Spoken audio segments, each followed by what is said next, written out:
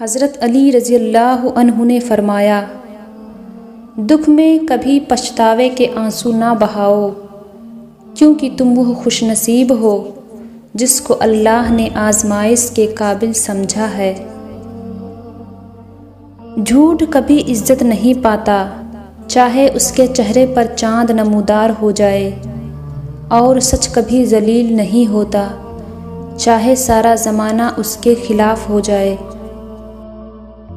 हम अल्लाह ताला को कभी पहला और वाहिद सहारा नहीं मानते, बल्कि हमेशा आखिरी सहारा समझते हैं, इसलिए भटकते रहते हैं।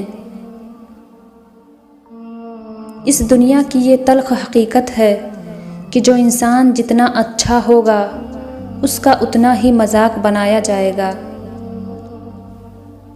ज़िंदगी में खुश रहने के लिए बहुत ज़्यादा हिम्मत की नहीं, बल्कि बहुत ज़्यादा बेहिसी की ज़रूरत होती है।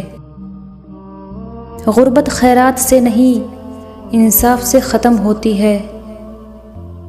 सिर्फ दो लोग मुक़द्दर वाले होते हैं, पहला जिन्हें वफ़ादार दोस्त मिलता है, और दूसरा जिनके साथ माँ की दुआएं होती हैं।